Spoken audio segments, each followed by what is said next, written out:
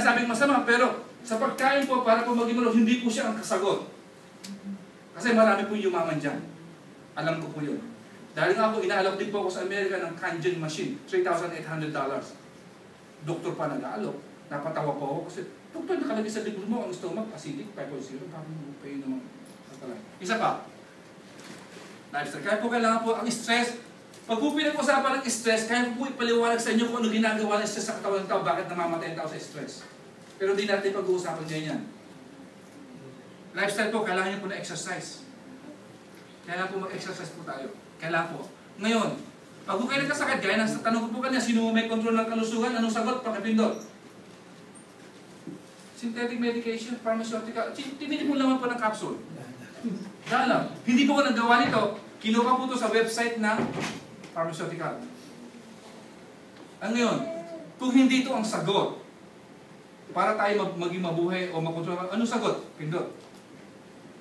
Food supplement and eating habits. Bakit po food supplement and eating habits? Sa eating habits, binigyan ko na po ng example. Pag-inom ng alkaline water at pagkain ng citrus food, kailang before meal. Ano po ang problema sa eating habits ng Pilipino? Meron po tayo magsinigang, nilaga, ginisa, saka panga. Lahat po yung kumukulo. Pag kumukulo po, kasi po lahat po ng ating pagkain, lahat po yung majority po yan is full of amino acid. Paliliwanag po mamaya, ano po ang relationship ng amino acid sa ating katawan ng tao. Yung amino acid po, unstable po yan pagka kumukulo. De-evaporate, nawawala. So nawawala po yung sustansya. Kaya nga po yung mga Amerikano, mga process, they eat what? Salad, fresh, raw. Yung steak nga po, medium rare. Rare pa, dumudugo pa, kinakain. Kasi para makinabang tayo sa amino acid. Kasi pag well done ng isang steak, wala na po yung amino acid, is gone. Eh, we eat meat because of amino acid, protein. Ngayon, sasagutin po natin bakit po ito ang sagot para tayo At tatanungin po natin ng doktor kung ang mga doktor po sa Amerika ay sumasang-ayon na ang sagot po para makontrol ang kalusugan ay food supplement. Teknol po yan. Tanong po yun na sasagutin natin mamaya.